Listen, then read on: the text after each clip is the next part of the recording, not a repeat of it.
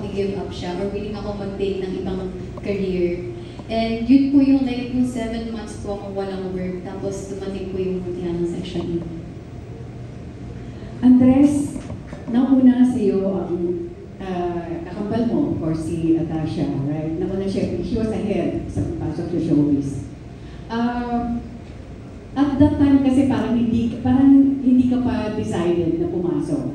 So what made you finally decide na sundan mo yung yapak ng kapatid mo?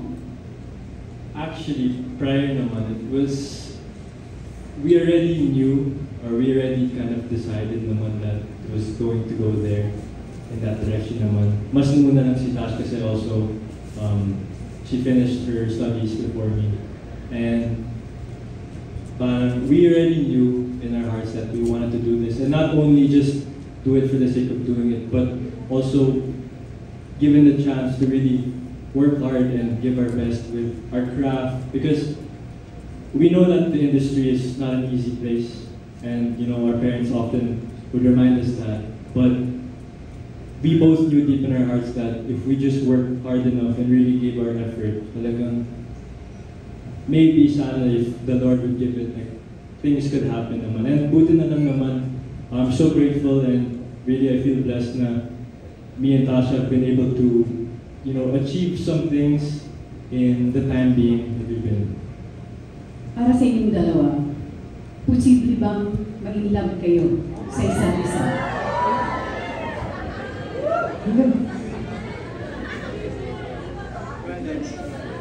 Hindi pa ba? Sabi ng mga banso, hindi pa ba? Sorry, can you repeat it?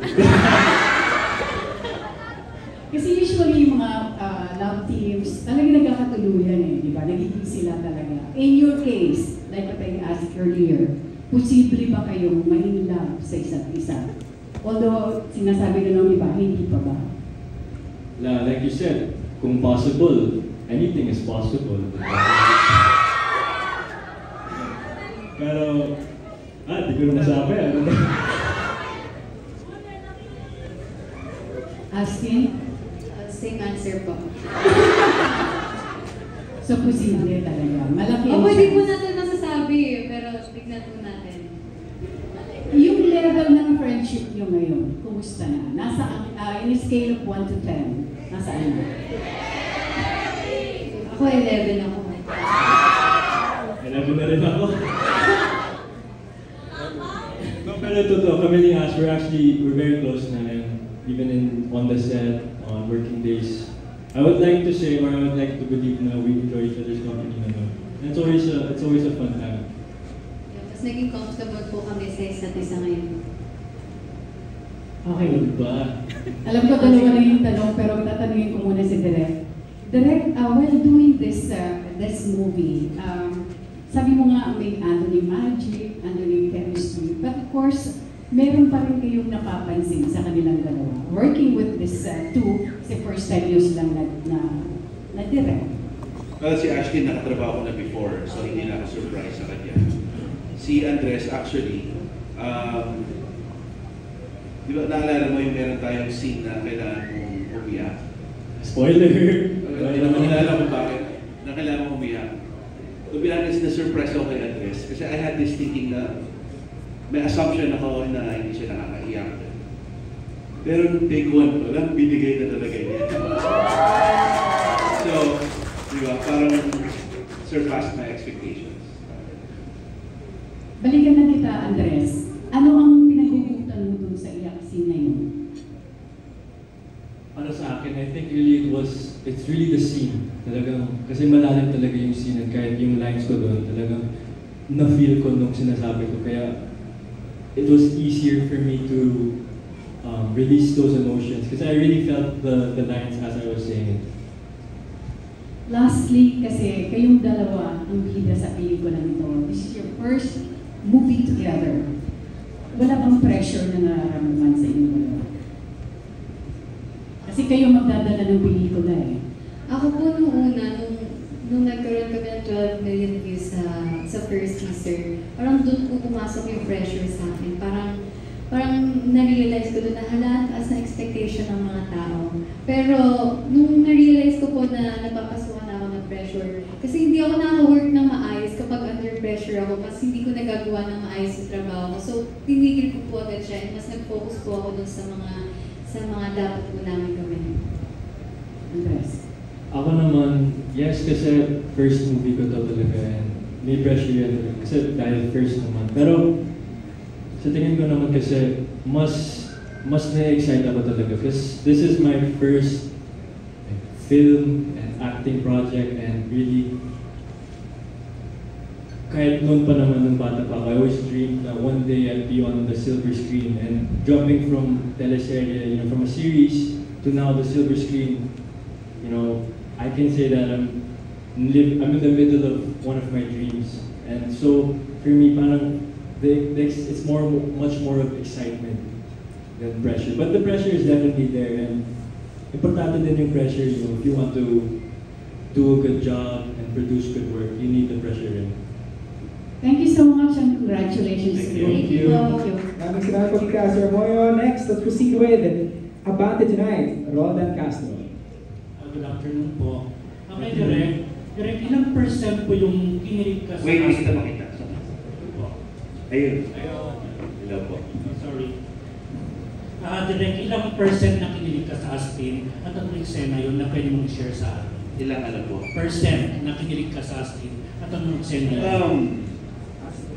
Well, actually, nung nilabas sa Araneta, hulaan yung fans, anong scene yun? Yung tinatawag nilang bed scene, just because nasa bed scene. Ayun. Pero ano yun, isa lang talaga yung bed scene na yun sa mga kilig moments na meron dito sa pelikula. And my staff can vouch for it kasi kapag ba nag-shoot, pati mga behind the scenes people talaga nag-ano, woo! Talaga sila. So, ayun, ako feeling ko yung pinasilip na eksena na nasa kama sila. Yun yung sa mga pinakakilig moments sa pelikula. Pero what I can promise is, hindi lang yun. Kayo, Astin, ilang percent kayo kinilig sa isa't isa sa mga eksena?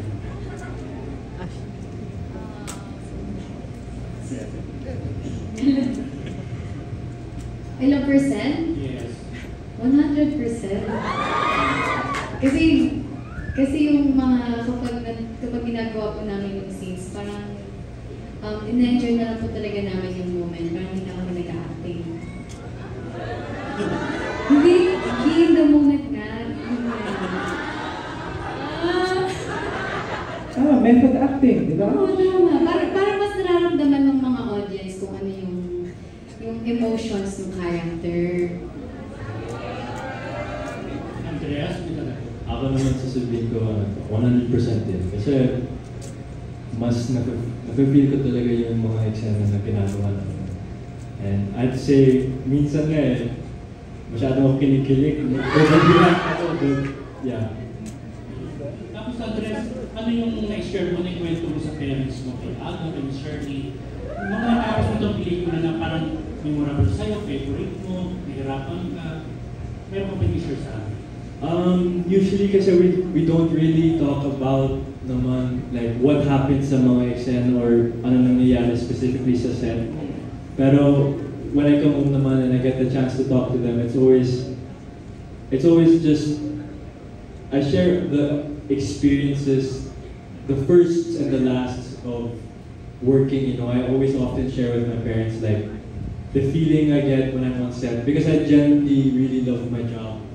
And I really appreciate the craft, and that's what I talk to my dad about, is like the craft of acting. Kasi kahit bago pa lang ako, I'm still trying to learn and learn. So I'm always asking them questions, and even Direk can agree, always ask questions, always trying to learn. Yun. So ibabalik ko pa rin yung tanong, saan kayo, ano yung pinaka-favorite nyo na scene na pwede nyo share na hindi naman naman story movie or memorable sa inyo? Siguro sa akin, yung scene na shinare na natin direct, yung wala kang nakakast, yung parang, yung pinost nyo before na naglagay kayo ng yung yung scene na sinasabi ko sa kanya na distraction mo lang ba ako? Yun. Okay. Yung una niya pong pinost. Yun, kasi parang, yun yung favorite ko kasi, yun yung isa sa first scene na tinig namin na medyo heavy. And doon ako natatakot talaga. Kasi fear ko po na kasi di ba kapag nag-shooting, parang ilang beses mo siya kailangan ulitin yung mga scenes. Hindi siya kagaya before sa Mutya na 2 takes lang and okay na, like wide shot and close up, okay na. Pero ito po kasi ang daming beses mo kailangan ulitin, ang daming beses mo kailangan magalit, ang daming beses mo kailangan umiyak. And sobrang happy po ako doon at saka isa siya sa naging memorable sa akin dahil nagawa po namin ng maayos ganun. Andreas? Ako naman, siguro mahirap pumili kasi there's a lot of sequences that we were able to shoot so far. But ako naman, I don't have a favorite. Talagang, when I read the script pa lang, from the very first time, while I was reading each sequence, I was already thoroughly enjoying it talaga. So, for me, I'd say all, pwede. Meron akong isi-share. Ilalagyan ko si Ashley. Meron kasi isang eksena. Tapos, basta may gagawin sila sa eksena na something. Siyempre, hindi ko sasabihin mo ano. Parang yun yung first ever pupunan namin sa shoot na ganun level. Narinig ko si Ashley sa kasi nakalapel siya, di ba? So narinig ko. Narinig talaga na sa kinakabahan ako. Sabi yung gano'n. Bakit?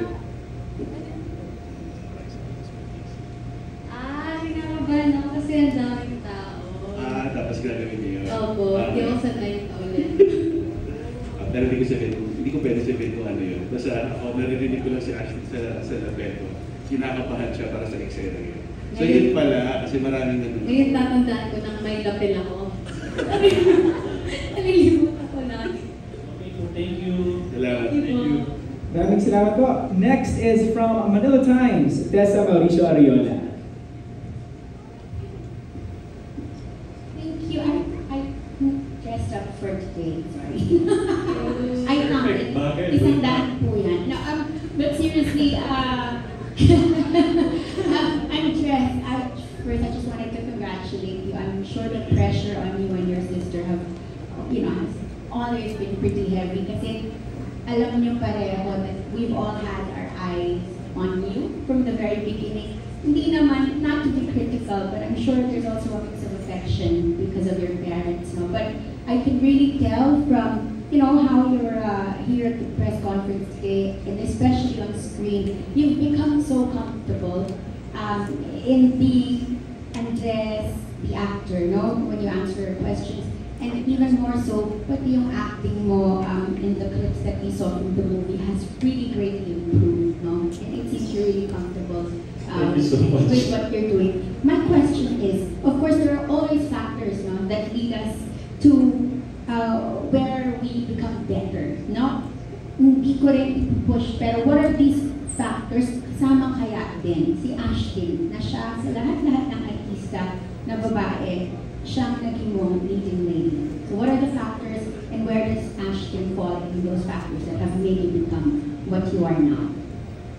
Yes, like I said a while ago, I'm really eager to learn because I'm very new to this industry, and yes, there is that pressure given to me and my sister, but at the end of the day, I'm really just eager to learn. And the way I see it is every day I come to a set or have a working day, I kind of view it as I'm getting 1% better or 1% more comfortable with my surroundings and everything.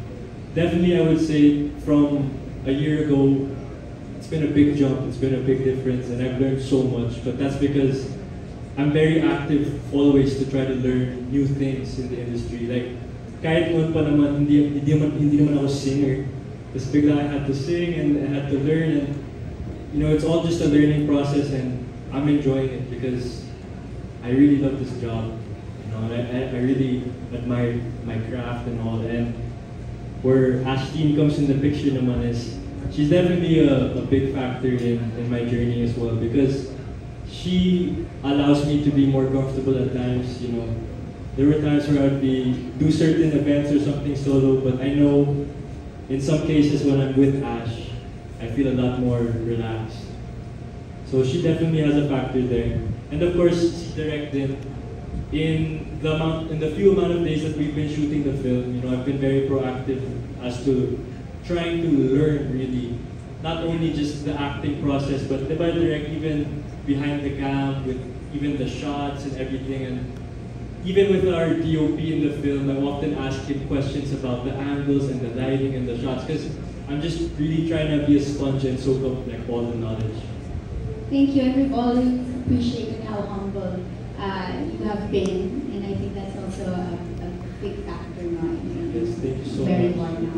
I appreciate that. Thank you. With Ash, ang question ko is a little bit similar also kasi kaming lahat nakita namin kanina rin how you've grown as an actress. And since there's so many flowers around us, you truly have bloomed. No? As women, we always bloom to become our best throughout the journey of whatever careers or lives we've had. No? And ever since, your talent has been there, singing, dancing, and acting. Pero talagang ngayon, we look at you, you have bloomed. Tell us about that journey, and again, similarly, how has Andres helped you in that journey to becoming this, more confident, and more ano bang word, sophisticated lady now in front of us. So, yung journey ko po, from the start, hindi talaga madali. Maraming times na parang na-question ko na kung may mangyayari ba, kung tama ba yung pinupursue ko. Kasi, mahaba talaga yung waiting time eh. Pero nung dumating si Andres, alam niyo po yun, parang wala talaga akong ina-expect na kahit ano. Pero dahil sa kanya, dahil sa suporta po ng keepers, ng lahat, mga suporta po ng bawat fandoms namin, na tinulungan po niya ako like maabot yung mga pinag-pray ko lang noon. And sobrang laking bagay din talaga na kapag yung on-screen partner mo yung pinagkakatiwalaan mo po talaga. And alam mong masasandalan mo siya kapag kailangan mo ng tulong or kapag pagod na mo. And I think you also deserve congratulations, no? Kasi kahit pa paano you were still, bago pa rin na, when this all happened, and to be paired with a mula from the start, and to, take on that challenge, diba? Mahirap din, and you've done it so well, so congratulations with you. And lastly, Direk, kunin ko lang kasi yung napakagandang tanong mo ni Bobby Regentina on the Manila Bulletin. I have to say, yung kung off-screen chemistry, medyo nadaanan nyo lang mo kasi, yung particularly the off-screen chemistry. I'm sure everyone here would like to know, what are these two like during, beyond the takes? Pagka may break sila, paano mo nakita yung chemistry? Ano yung mga eksena na nakikita sa'yo, real life scenes between these two that showed you that chemistry? Paano mo sila? Like for example, pag nagtidirect ako, tapos nag-aantay lang sila, andyan na sila sa likod ko, nagdadagdagan. Parang they're so comfortable with each other. Alam mo yun, yung parang it's a kind of, kumbaga very pure. Wow, very pure yung chemistry nila kasi parang they're not hiding it because there's nothing wrong. Alam mo yun?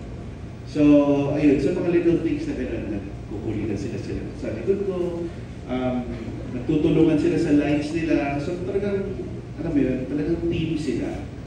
Team sila, kaya trabaho man or friendship. May times na pack up na si Andres, tapos nabigla ko, nandito ko pa Andres, inaantay kasi niya si Ash. Ganun. So, di ba?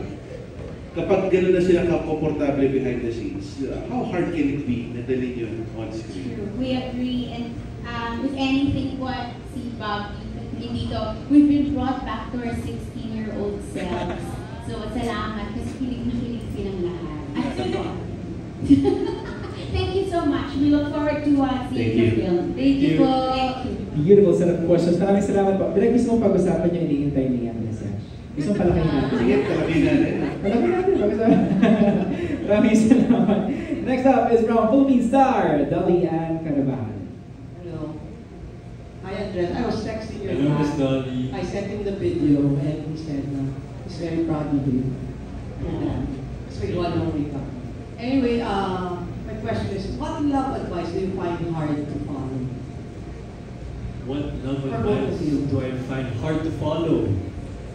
Wow, ang lalim nun. What love advice do I find hard to follow? You know what? Love can be a scary thing at times, right? But at the same time, love can also make you do things that you're unaware of. And I think the scariest love advice that there could be is following your heart. Because minsan you don't know where that could take you, you know?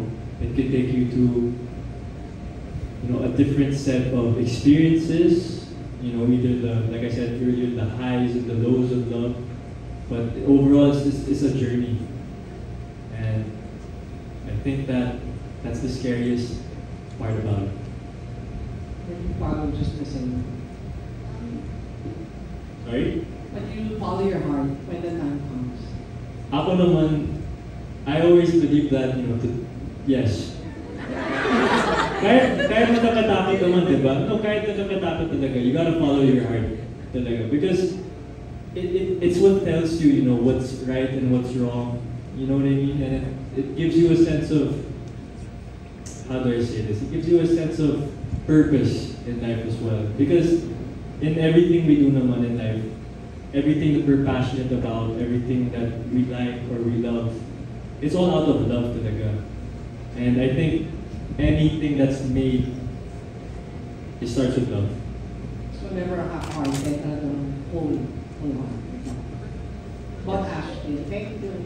Siguro sa akin po, parang base sa mga narinig kong kwento-kwento ng mga friends ko, siguro mahirap i-follow yung piliin mo yung sarili mo. Kasi may mga oras na parang hindi mo na nakukuha kung ano yung deserve mo. And minsan magiging rason na hindi ko iiwan kasi mahal ko eh. Pero ang na-realize ko doon parang mas dapat piliin mo yung sarili mo kasi strength din yun eh. Kasi it takes courage sometimes to choose yourself. Self-love. Yes.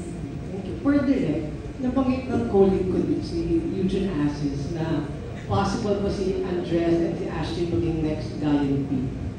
Sa tingin mo. Hindi ko po inabutan yung guys. Siyempre, Bilang millennial po ako. Pero I heard they were sensational back then. And from what I see sa social media reactions, ano yun, nag-shoot kami sa liblib, kilala sila hanggang doon.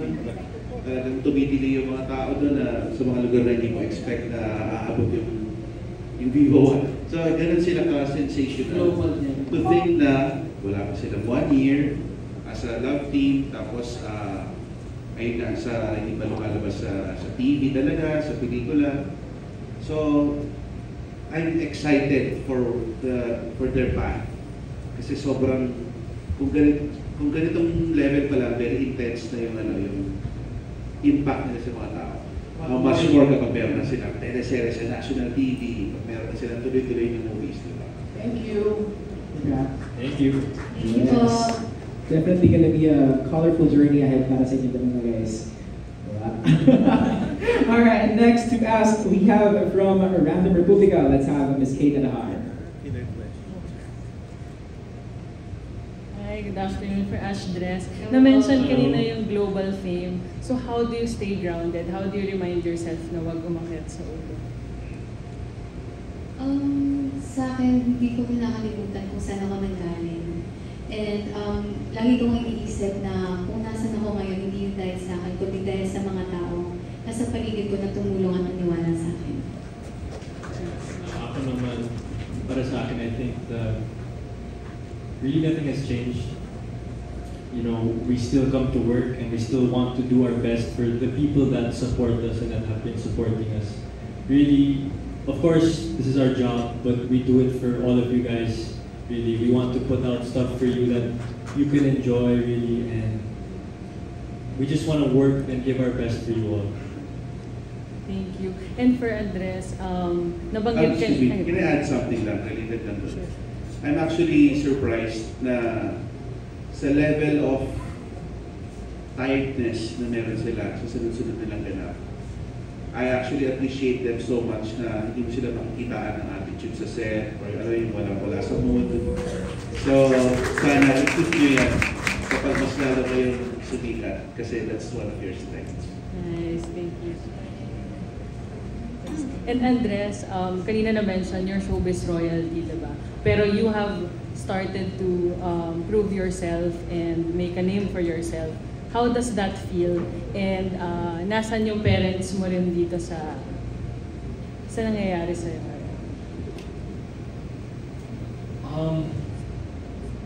You know, my parents are definitely very proud of everything that's going on, not only for me, but for my sister and as well as Ash. But ako talaga, I would have never expected any of this to really happen, you know. I just wanted to do a good job. I wanted to improve and get better. And I guess now we're here and there's still a lot more talaga to learn and a lot more people to meet in this industry. And overall, like, I'm just really grateful talaga. Thank you, thank you. Thank you. Thank you so much, Ms. Kate. There we have it. All right. Next up, we have from our Rider PH Studios. Let's have Jojo Panaligan. Thank you. Hello po. Kay Ashton and Andres, kanina sabi niyo, anything is possible, even falling for each other. Anong physical trait and personality of the other that makes him or her boyfriend or girlfriend material? Like Ashton, when you look at Andres, anong physical trait niya sa personality niya na naisip mo, uy, boyfriend material nga pala si Andres, ano? Siguro po yung thoughtfulness niya. Kasi parang ang laking bagay kung may mga, yung hindi mo na kailangan sabihin bago pa niya ibigay. Hindi mo kailangan hingin, bibigay niya. Yung physical. Physical. Parang lahat naman ako. Hindi kasi, pero bukod sa physical niya, nakakagawa po talaga sa kanya kasi yung puso niya. Yung talaga. Ako din, I'll say the same thing. Yung attitude ni Ash at yung ugali niya, nakakita ko kasi we've been already working together for how many months already, and a physical trait that I love about Ash talaga is her eyes and her smile. Kasi when we're laughing minsan, talagang minsan, aminin ko, talagang tumitingin ako sa mata niya like, so magkakamiti din minsan, so Tingin ka nga, Andres, tingin ka nga kay Ash. Personality-wise, nasagot. Personality-wise, yes. Yung ugali ni Ash, you know, ang napansin ko sa kanya, wala siyang kaarte-arte ng kahit ano. Like usually, I've met people in my life that are medyo mareklamo, you know, about the small things, but the thing I really appreciate about Ash is kahit whatever you put in front of her, she doesn't complain talaga. And she just does her job and does it with the best effort that she can. And that's what I also really appreciate about her. Even kapag nahihirapan ako sa mga eksena, hindi siya nagagalit sa akin, hindi siya na, she doesn't stress me out. She always makes me feel like, oh, kaya natin to. So, yun ang my favorite traits. Okay, last question ko. Kanina din sinabi ni Direct Jason na superstars in the making kayo. And I think that involves destiny. Kayo ba naniniwala kayo sa destiny when it comes to life and love? And destiny nyo na maging love team? Ako before hindi, pero parang ngayon, opo. Kasi kung iisipin ko yung mga nangyayari, parang na-amaze talaga ako na, wow, ang galing na andito kami ngayon. Tapos, like, wala talaga ako ina-expect na kahit ano. Pero ngayon na nandito ako, kasama ko siya, kasama ko sila direct, parang opo. Yes. Ako naman, destiny, I really do believe in destiny in life. I think that if certain things in life are meant for you talaga, they're meant for you and they're bound to happen. Of course, without expectations, you know. We shouldn't always expect things because, you know, if it doesn't happen, then you get sad. But ako naman, I truly believe in destiny. I think that if it's meant for you, it's meant for you. It's given by God. And kasi parang ganito yan. If it's really meant for you, and if it's given by God, it comes easily, right? Kasi minsan, pag pinipilit mo at hindi meant para sa'yo, mas nahihirapan ka. But the nice thing about it is, I really believe that things happen for a reason, and destiny is a big factor in that, and it's what God can give to you. And if He gives it to you naman, you just have to learn to accept it and go with it. And that's what I think destiny is. Congrats, guys. I'm sure this will be huge. Thank you so much. Thank you po. There we go, mic drop from Andres Mudak. Grabe naman yung words of wisdom ng kaibigan ko. So, alright, and next we have from Manila Standard, let's call him Miki Yuan.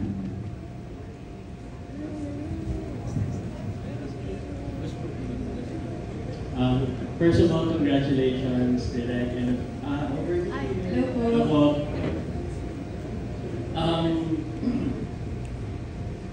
Sabi ni Direk kanina, given sa parang liblib na lugar or sa remote places, na rinig niya yung paano yung reception ng tao sa inyo. And of course, not just here in the Philippines, but also abroad, you are building a fan base. And how does it feel that there are people of different ages resonating with you, with your talent, and with your love team? Okay, Ashley na tayo.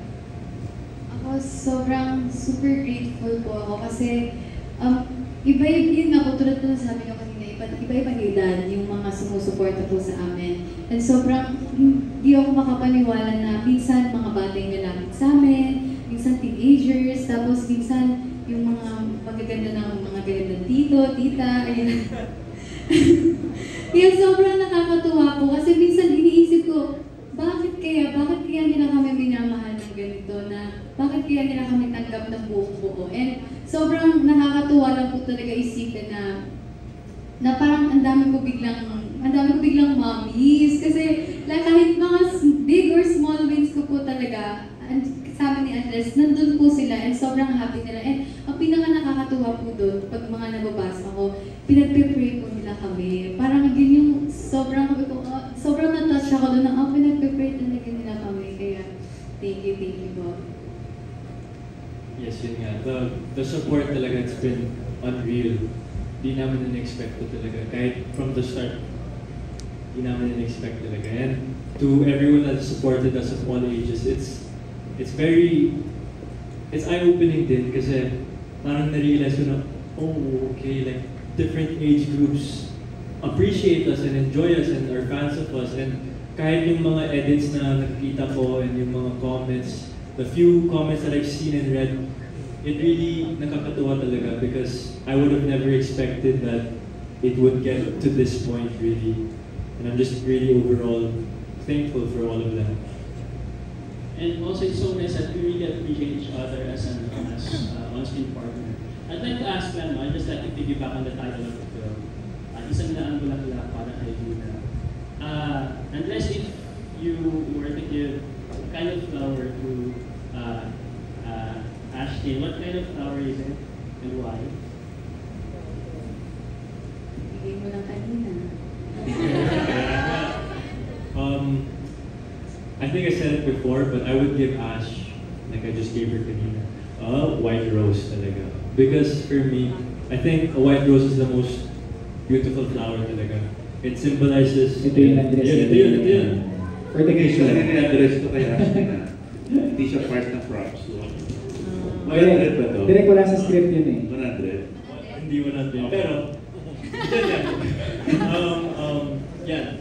I would say white rose talaga. Kasi for me, a white rose has so much more meaning to it than just like, halimbawa, a red rose, you know, it symbolizes like love and all. But I think the nice thing about a white rose is it's deeper than love. It also shows like purity and all. So I would say white rose. Sorry, nag-memo na ako natanggap. 100 daw yan. Sabi ng Dino Films family natin. Yeah, Andres picture. Tapos Destiny pa kasi White Rose, babae. Thank you.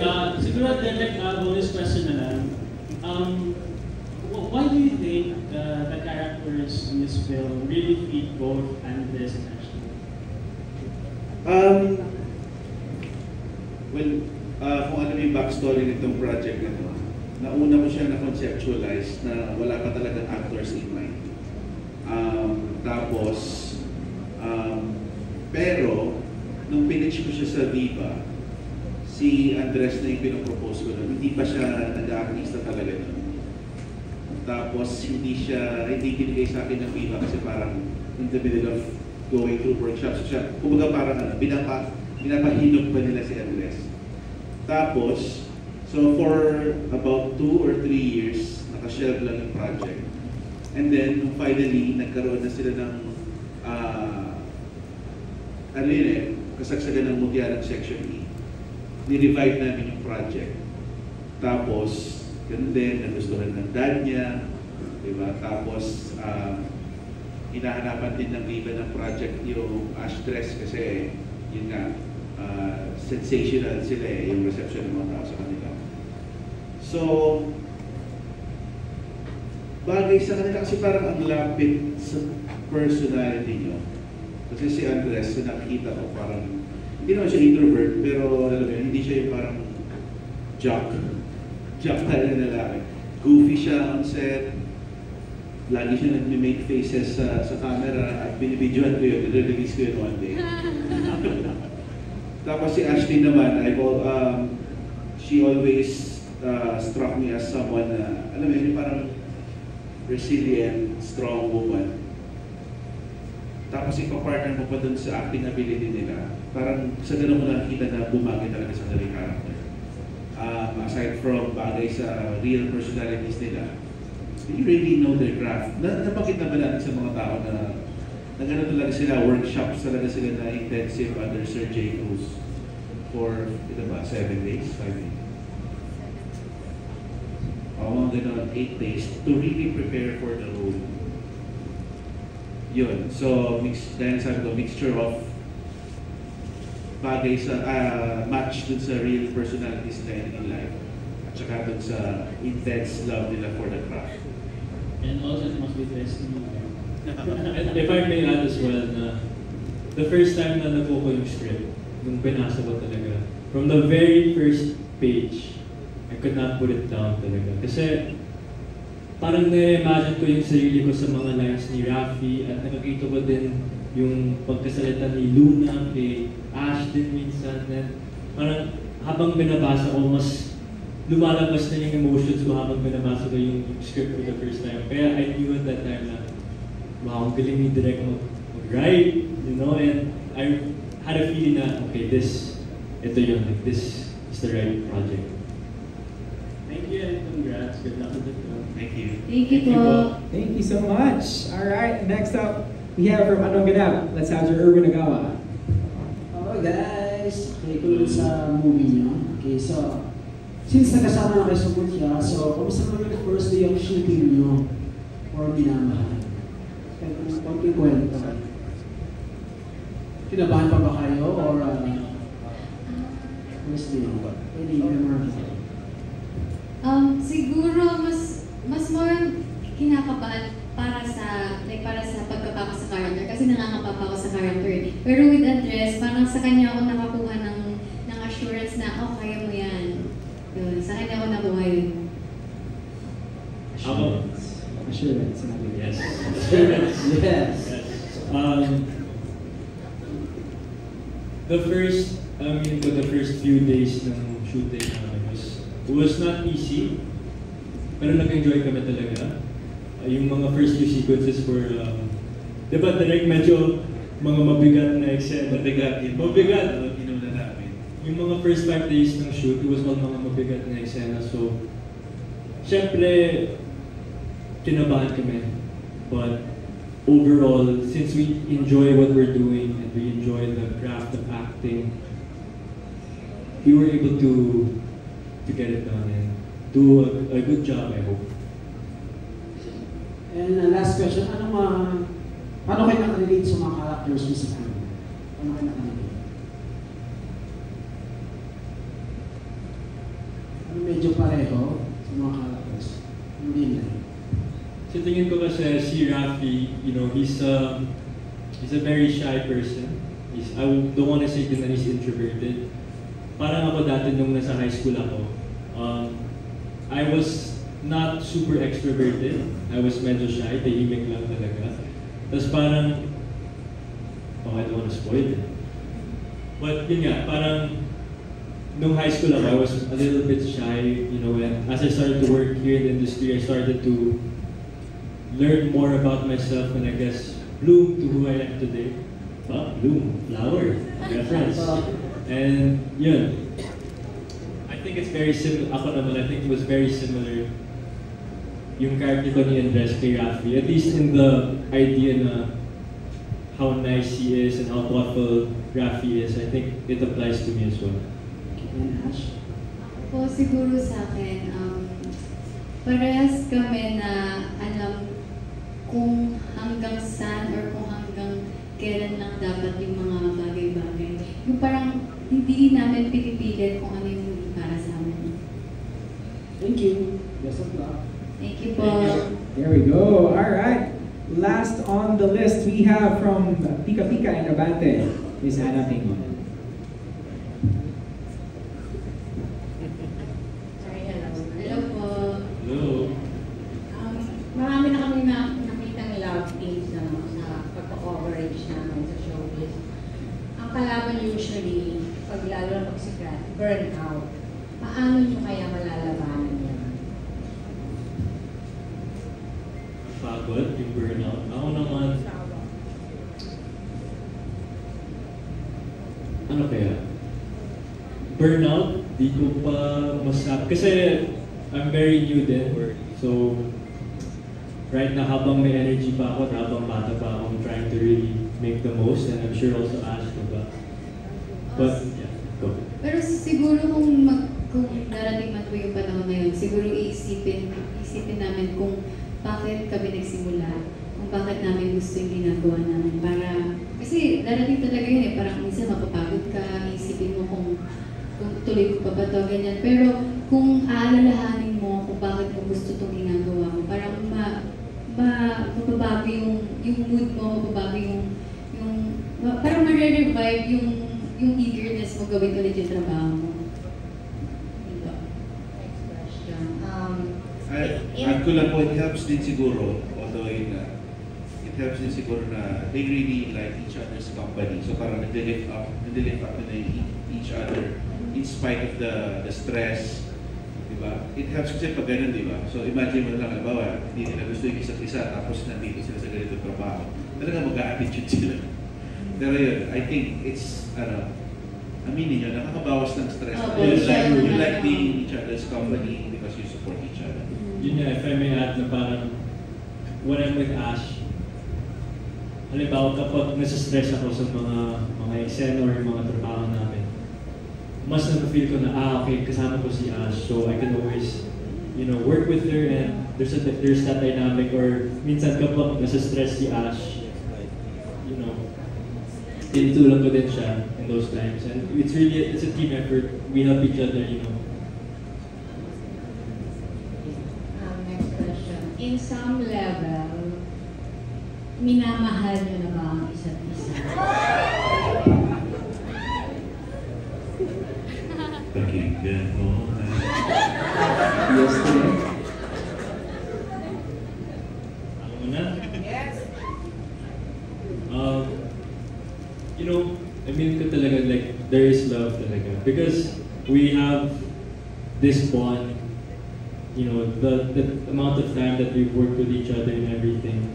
We're really, really, really good friends. And there is that bond. And syempre naman because she's my friend, there is that love, and I really appreciate Ashley for who she is.